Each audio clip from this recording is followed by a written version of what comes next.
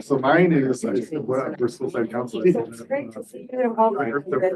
that you look at their breakdown. I'm trying to make sure that the district's important.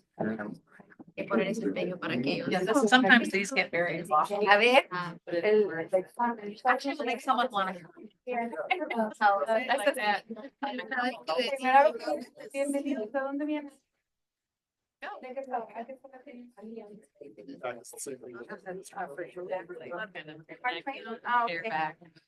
Ella nomás está acompañando, ¿verdad? Porque ella, sus niños están en la otra escuela.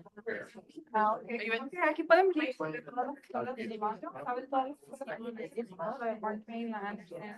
Rogers. Have you met Maria? Son at Rogers?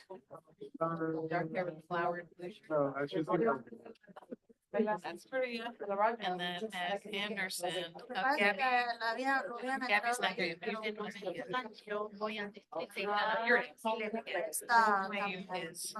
Marlene. Have you met Marlene? I have them. We're actually, that's right. I'm actually on.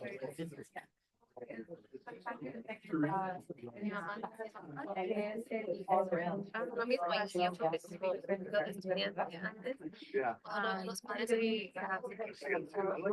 do it.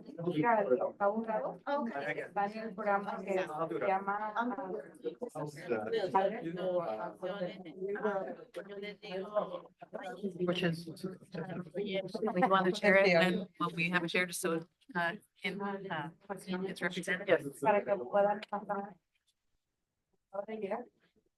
time's up, so we are going to come back. I think you might need to.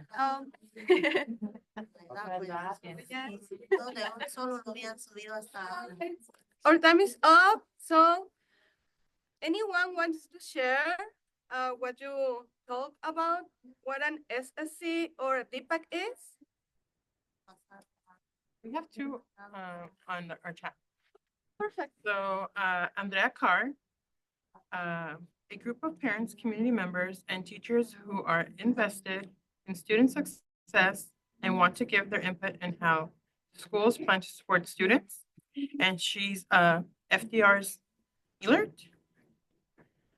Carrie Dye, DPAC is a committee of caring involved community members who are dedicated to the goal of assessing programs used by the district to improve the overall outcomes of the students' academic successes. Right. Anyone in the room want to represent? Go ahead, Joshua. I usually just tell parents that we're a group of parents that works with the administration to decide how to look at the data and decide how to spend this state money to help the community. They're trying to. Yes, putting it in plain language to make it sound like something a parent would want to join, right? And want to come and be part of. Yeah. Absolutely. And DPAC is where we all come together as a school district to share ideas and information of what we learn at these meetings. Yeah, thank you, Lydia. Yes. That's right. Okay, so with this, I'm going now to move to the next part. So I'm going to invite Miss Julie to give us all this information. Thank you. We'll trade spots so we can Yes. be seen. Good everyone. It's so nice to see you all here. Pardon me. I have a history of tripping over wires, so I'm going to be very, very careful. Okay, so as you mentioned, School Site Council is the body that oversees our Title I funds and how we spend those funds to support our students. And when you meet in your School Site Council, you're looking at data, as you mentioned. So I wanted to share and go over some of the latest data that we've received and remind us all of the steps that we need to follow in monitoring our school plans. So has anyone here seen the dashboard? Okay, Twain has. I know at your last School Site Council, you went over it with Mr. Bosler, yes? And FDR, I saw a hand up, so you've seen it too? Did you see it at School Site Council? No. Just an interested person in the public checking it out, yeah? School Site Council. Yeah, at Smith. Okay, great.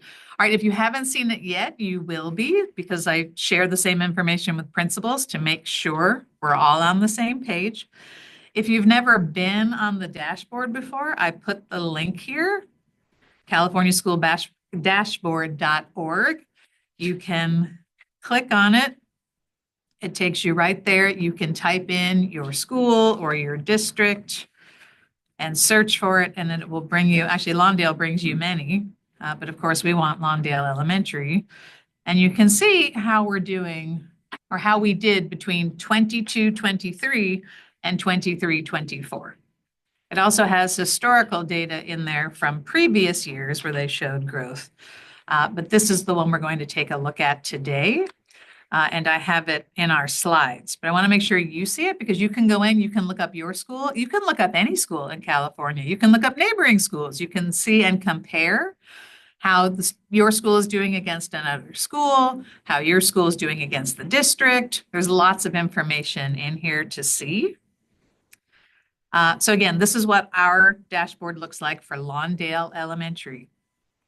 As you can see from here, this just shows you the color we are. It doesn't explain the growth that's happened. So we'll look at how you dive in a little deeper. But for instance, chronic absenteeism is in the yellow. You may or may not remember, but last year it was not in the yellow. It was much lower, red for most of our schools, right? So that's a significant improvement that we're going to talk about and celebrate. Our suspension rate is in the green. Just as a reminder, it's kind of like the stop sign, red, bad, orange, less bad, yellow, pretty okay, green is where we want to be, and blue is exceeding where we want to be. Our English learner progress is in the orange, English language arts as well. Math is in the yellow. And then there are some of these basics, instructional materials, implementation of standards, parent and family engagement, where we rate ourselves and turn that in. But let's look a little deeper at some of the things we want to celebrate in our district. For one, we're seeing significant growth with our students with disabilities population. We saw that in English language arts, they increased by 8.4 points. In math, they increased by 3 points. Again, our goal is always to be increasing academically, decreasing chronic absenteeism and suspensions.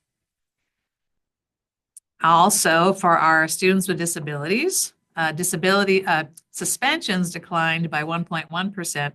Chronic absenteeism declined by 10%. So our efforts in that area are definitely paying off.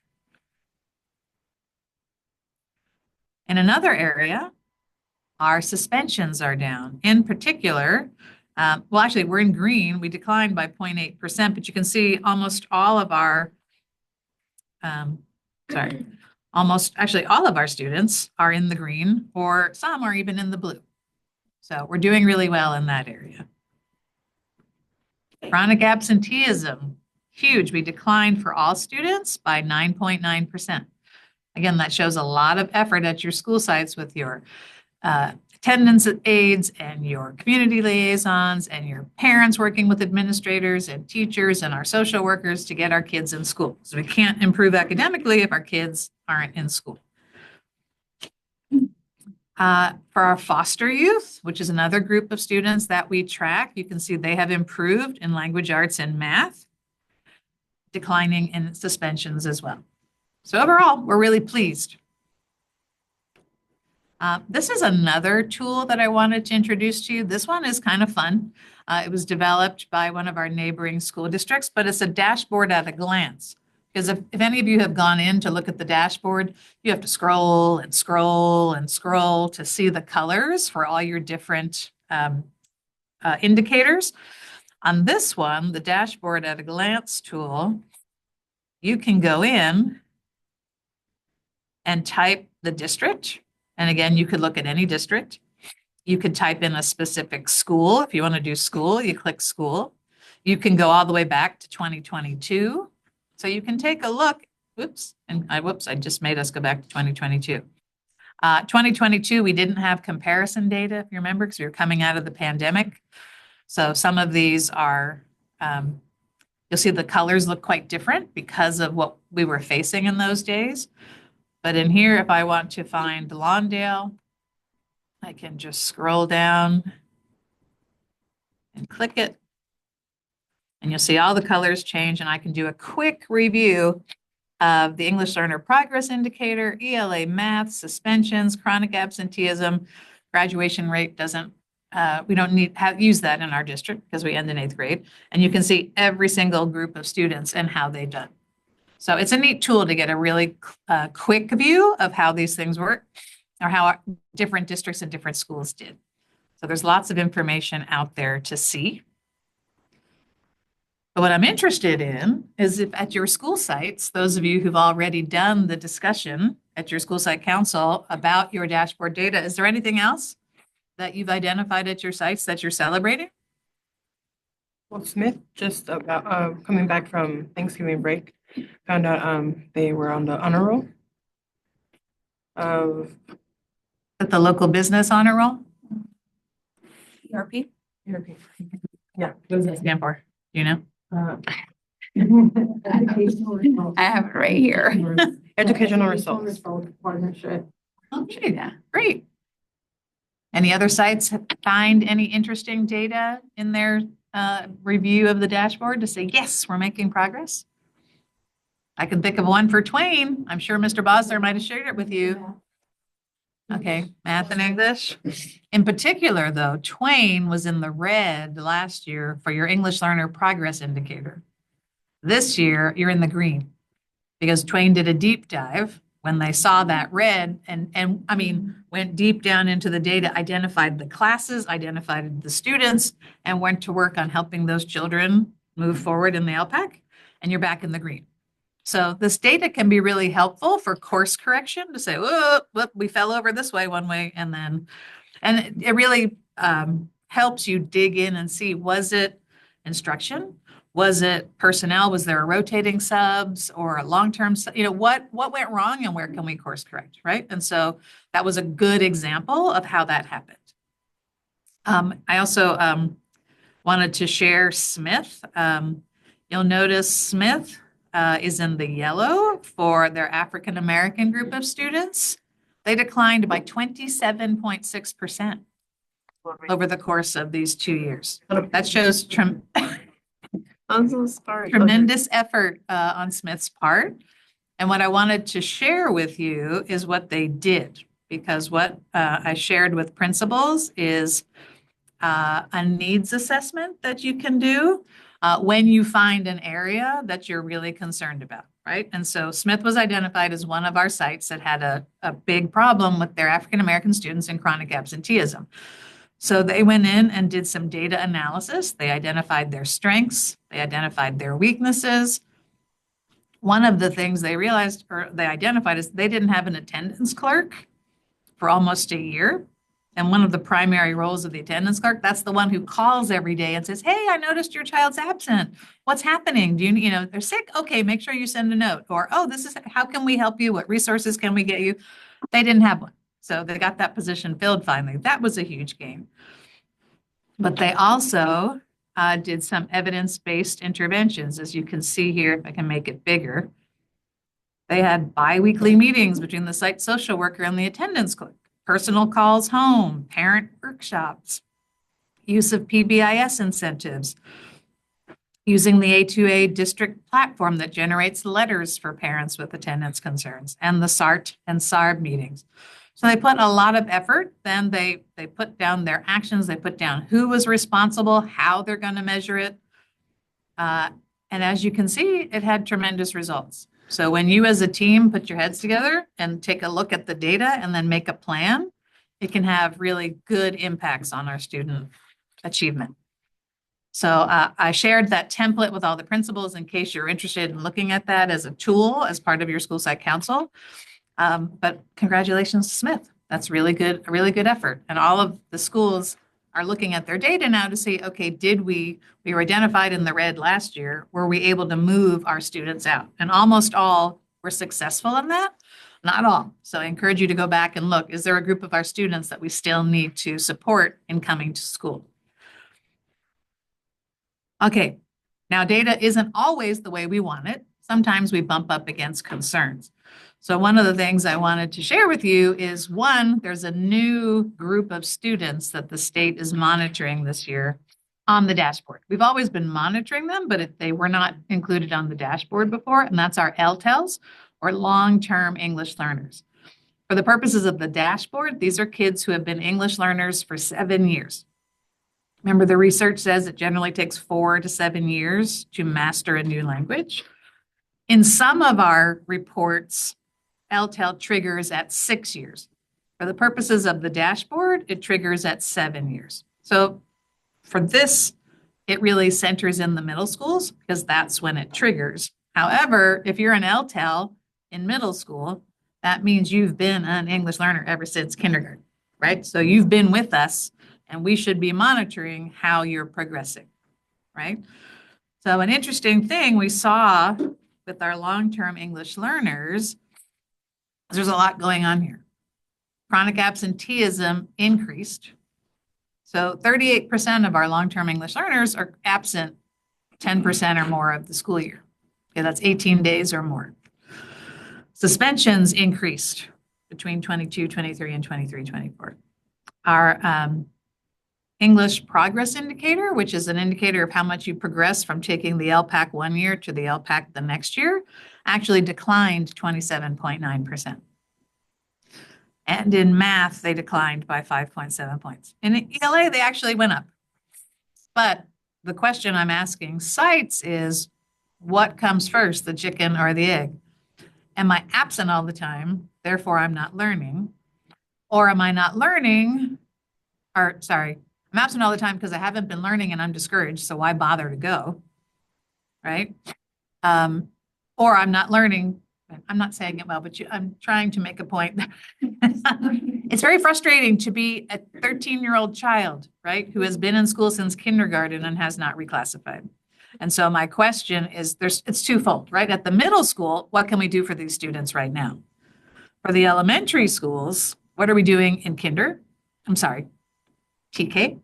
Even though they're not assessed in TK anymore, but kinder teachers have a lift. First grade teachers have a lift. Second grade teachers have a lift. If we notice a second grader who's been an LPAC scoring a 1 in kinder, first, and second grade, something's not going right.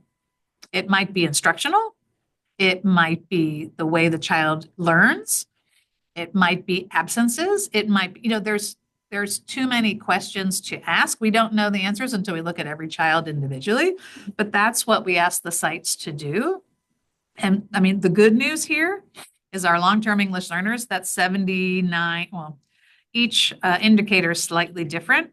Long-term English learners only show 66 students, and for the EL progress indicator, and to clarify that, it's because you have to have 2 years of scores to be included in the group, right? So if I moved to Lawndale as a 7th grader and I didn't have a score from my previous district or my previous country, I'm not going to be included in that group. I can't be included until I have 2 years of scores.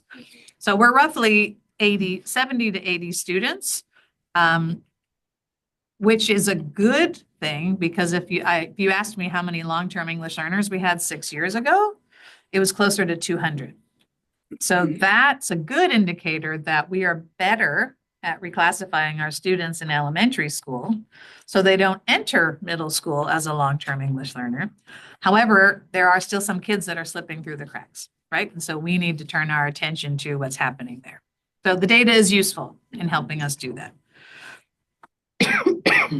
Again, all English learners, we declined by 2.2%. I think that was pulled down heavily by our long-term English learners declining so much. But again, we should be seeing our children progress one level every year. Now remember, there's 4 LPAC levels, but for the purposes of English learner progress, they break that into 6. Because level 2 and level 3 are pretty expansive levels. So as long as you're moving within your level, you're on track. But if you're at ELD 2 and you only make 1 point of progress the next year, that's not enough.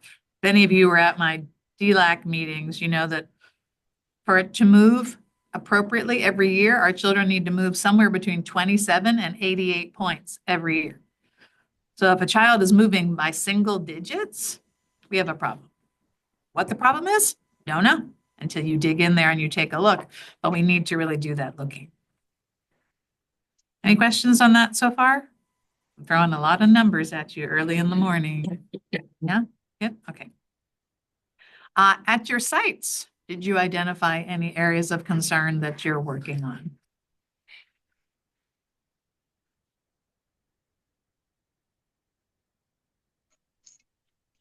Maybe it's time to go back and ask, right?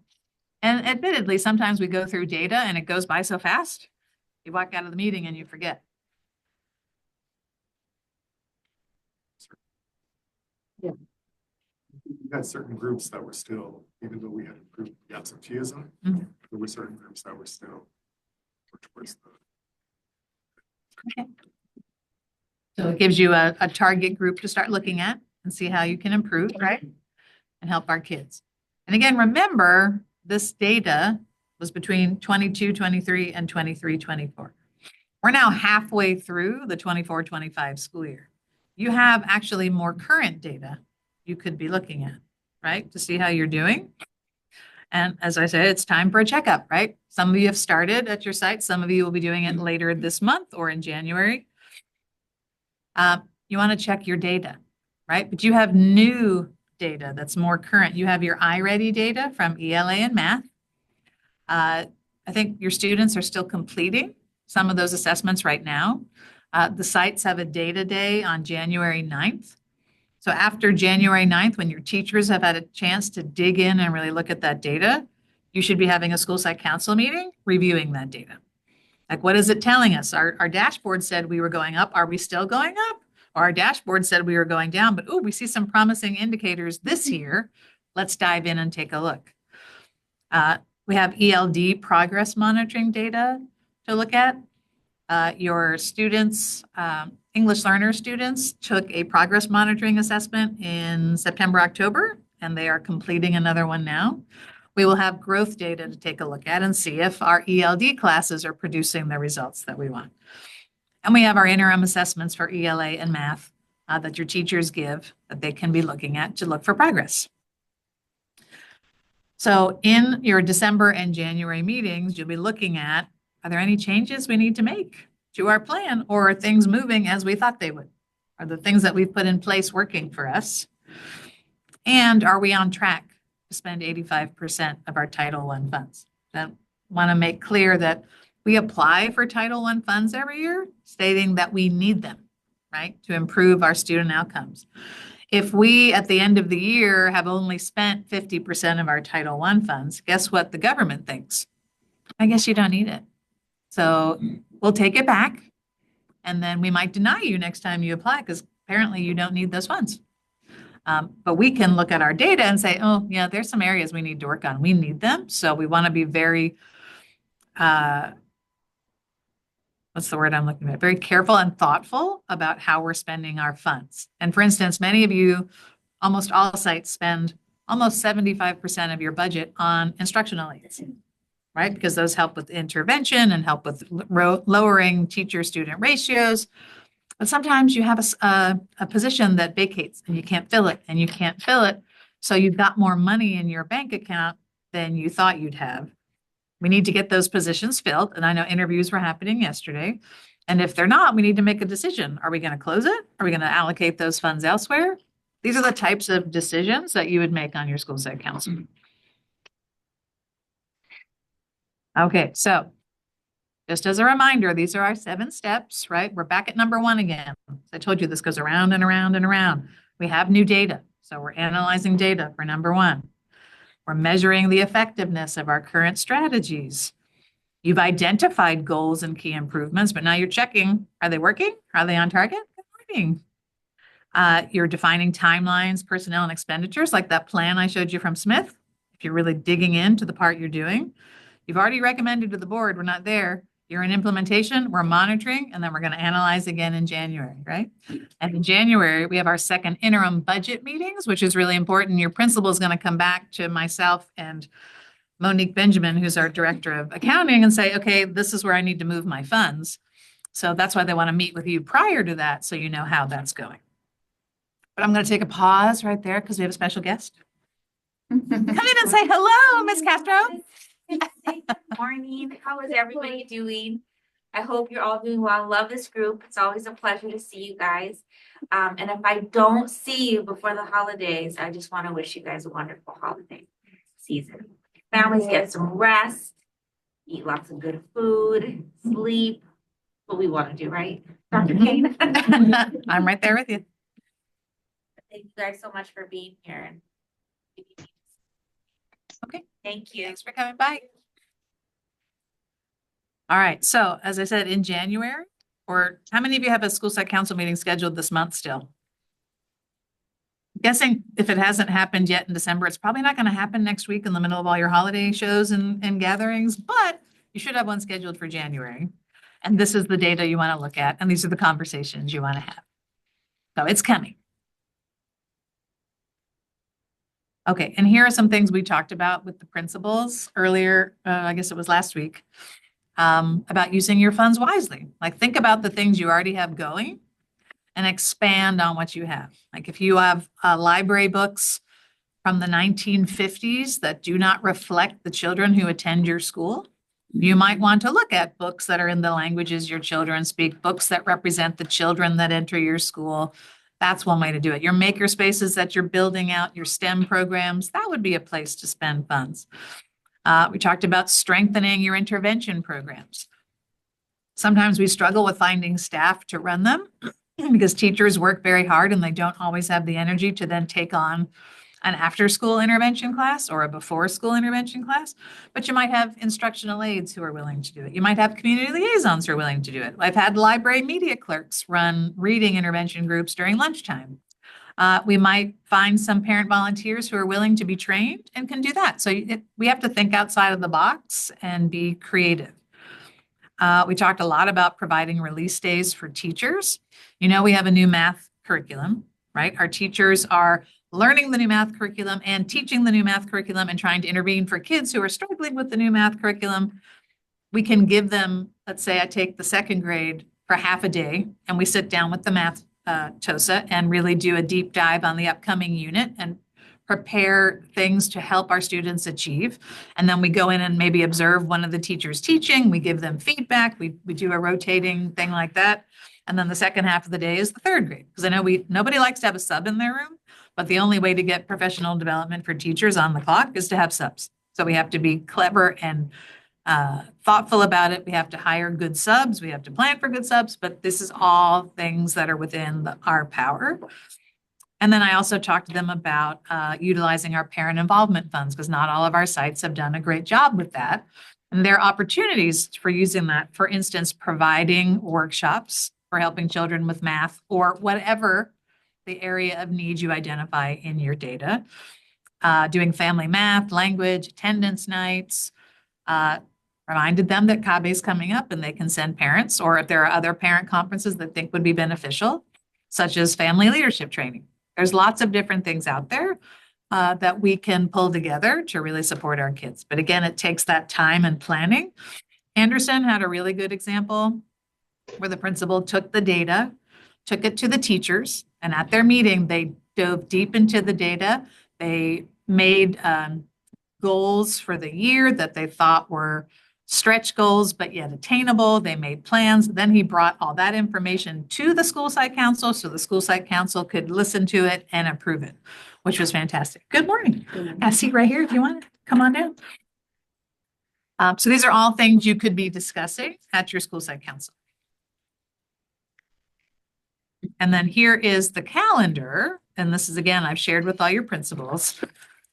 December, we're really focusing on goal 3, which is the attendance, right? And we saw a lot to celebrate from 22, 23 to 23, 24. You have the data for this school year. And if we've had, I think it was at least at my daughter's school in LA Unified, day 75 has passed, right? So that means anyone with 7 absences is already chronically absent. So we know who our kids are that we should be targeting to say, hey, you know, what's going on here? Sometimes, you know, kids get sick, things happen, but I want to get you back on track. Right now you're in the red. I want to get you, if you can have 0 absences between now and day 100, you're going to be in the yellow. And then if we can have 0 absences, until day 120 or whatever it is, you're going to be back up in the green. So we're really helping them take ownership over improving their attendance. Then, as I said, the iReady Data Day is on January 9th. Again, that's all your teachers, all your staff are looking at the latest iReady ELA, iReady Math, ELD progress monitoring, and doing a pulse check on, are we making the improvements we'd hoped? And then they're going to bring that data to you at your January school site council meeting, where the goal is to review goal 1, review goal 2, and to prepare for the second interim budget meeting to see if you need to make any changes for the rest of the year. Okay, so busy season coming up. So get your rest over winter break, right? We have lots to do. Okay, questions? Any questions, wonderings, thoughts, comments on school site council's responsibilities in the new school year? In person, online? I can't see you online, so I'm dependent on Evelyn and Daniela to let me know if you've got questions.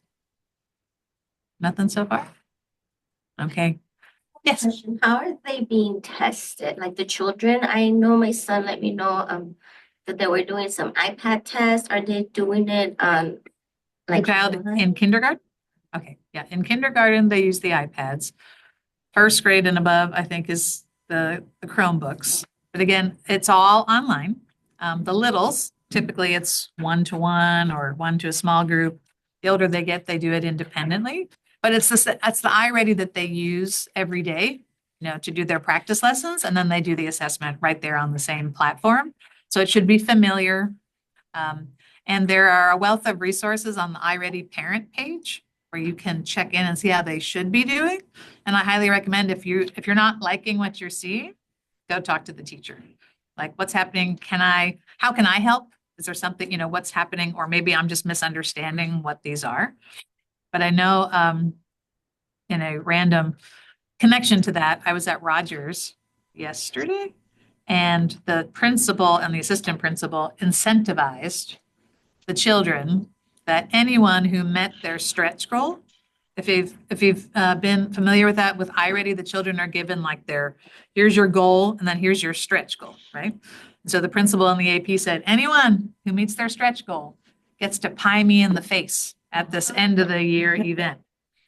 She said, you would not believe how many kids are walking down the hallway going, you're mine. You're mine. Met my stretch goal. I'm going to get you. So the principal and AP are prepared for a whole lot of pies going in their face, because apparently that was hugely motivating to kids. And that doesn't mean all of a sudden they're learning. It means all of a sudden they're motivated, right? To do their best, try their best on the assessment. But that's a huge move for them, because middle school is a tough bunch to move, right? You're 13 years old. You want to do your math homework, right? That's a struggle. But if doing my work gets me the chance to throw a pie in my principal's face, all of a sudden I'm on board. So our principals, our staffs are getting very creative to motivate our kids to do this. So there are ways, and we can monitor that progress and really celebrate them as they move on. Like Twain, you did your mental health day. You could be doing celebratory, how many kids met their growth goal? How many kids met their stretch growth goal? That's a huge achievement. So these are really great things to celebrate and help the kids take ownership of, right? Because a lot of it is just putting in the work, right? So lots to, yes. The elementary kids like the pie to the face too. Apparently it's a big hit everywhere. Our fifth grade teachers some of them are doing projects with kids and Oh, yeah. motivates them. So Yeah. right there too, elementary. And I'm not suggesting that everybody get pies in the face. I'll admit, as a principal, I did not go that route. I'm not a fan of things being thrown in my face, but you can find the thing that motivates. At Smith, they're being recognized and getting like an assembly and a certificate. Nice. Nice, yeah. You want to recognize their hard work and that they're really trying their hardest and learning that if you try hard, you succeed, right? So it's a great thing. For Rogers, for the first trimester on Monday, we're going to celebrate students that I think it's 420 are on the honor roll. Wow. So it was a huge, it's almost half the school to be recognized for that big growth. Yeah. Yeah, so let's turn it into not just holiday parties next week, but recognizing actual student achievement or attendance. Like, you're coming to school now. How fantastic is that? Now we can really help you. So anything we can find to celebrate is great. And then we identify those challenges and we keep on moving through. So that's the role of your school site council. All right, we good with that? All right.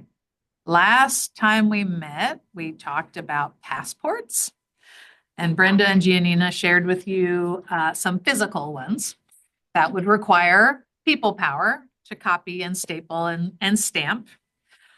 Some of you suggested maybe we might go after an electronic one so that you could walk in and just scan the QR code or whatever and you get credit. Liliana has done some research. We have a couple things we're looking at. They're not free though. That always becomes the challenge. So we're investigating.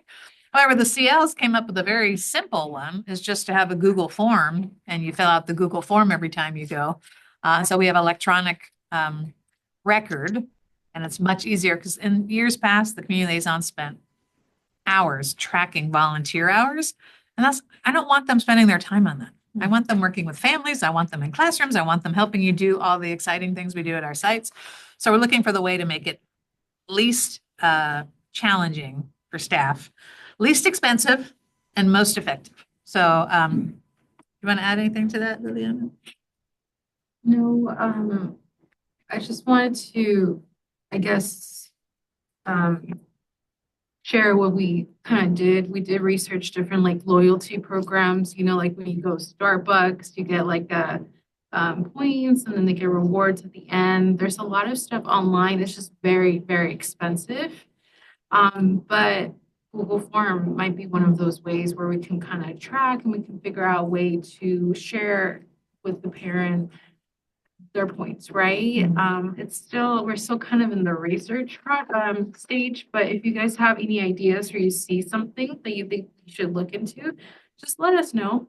And then, we could bring into the next meeting a proposal, right, on how to move forward.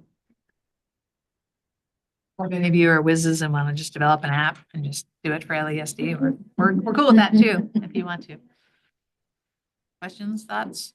I just want to let you know we're still working on it. It's a work in progress. We want to be able to, just as we said, celebrate the children. We want to be able to celebrate the parents too, in a way that's easy not to leave anybody out and have a good tracking system.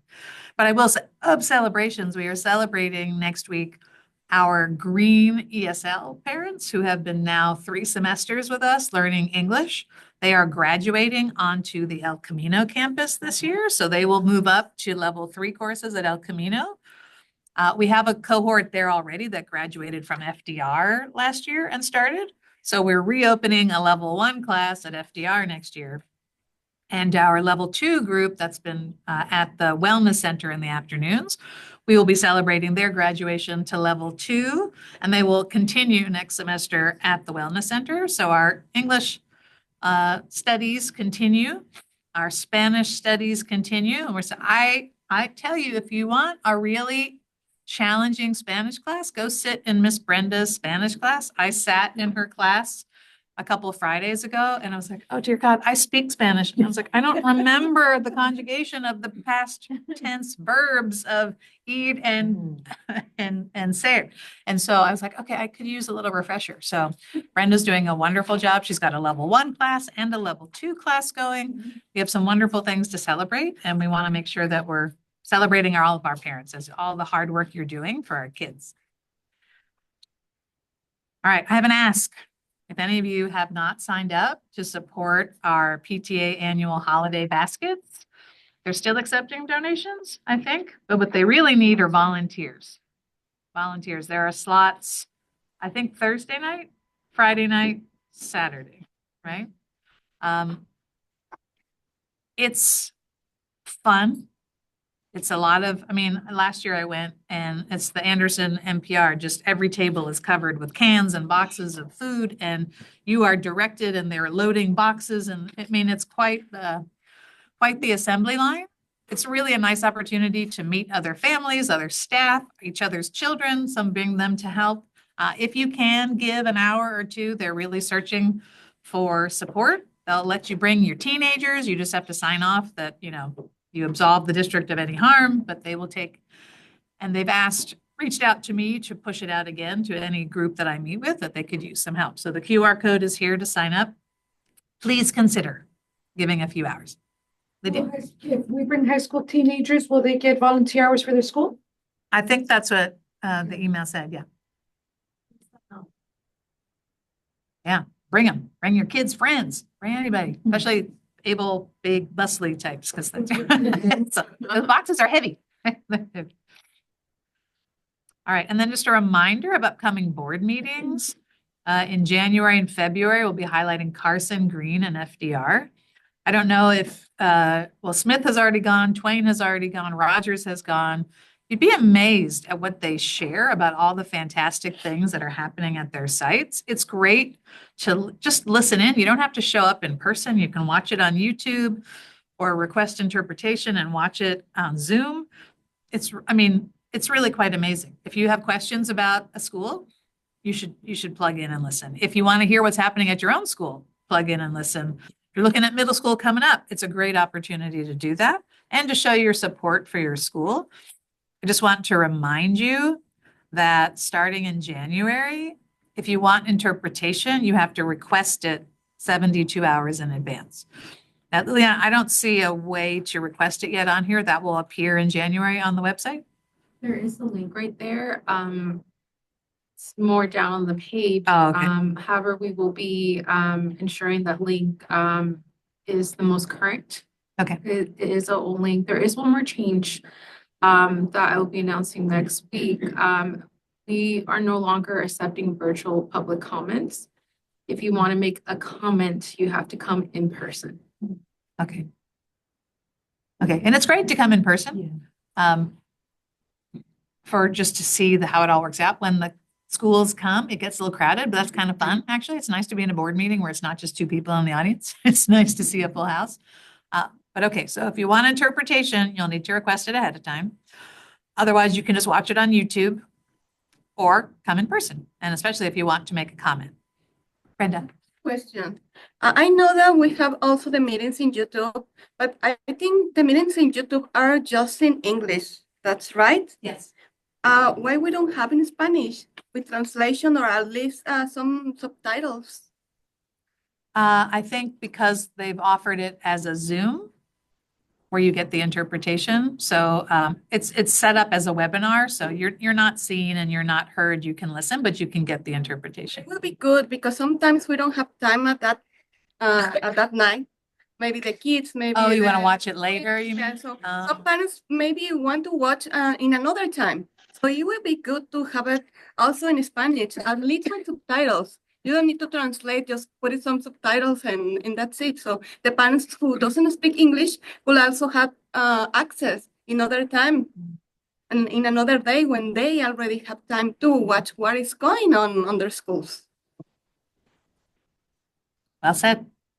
Thank you. We'll pass it along for consideration. Okay, thanks, Liliana. All right, so what's coming up? APAC is tomorrow. That's our African American Parent Advisory Committee. We're having a kickoff for the year at Carson at 6 o'clock tomorrow. It's going to be fabulous. Community of Multilingual Families, formerly known as DLAC, comes back on January 15th. And immediately following that meeting, we will have registration for the new ESL classes. So it's a nice way to bring in some of our families. Special Needs Family Support Group, January 28th. And this group, DPAC, returns on January 29th. So thank you, everyone, for coming, both in person and virtually. I hope you have a wonderful holiday break. We're all counting the days till next Friday. We are all, but it's going to be fantastic. We're going to work every second until that time. And then we're going to have a wonderful 2 weeks off and come back in January ready to do the best we can for our kids. So thank you all and have a wonderful rest of your day. Wow,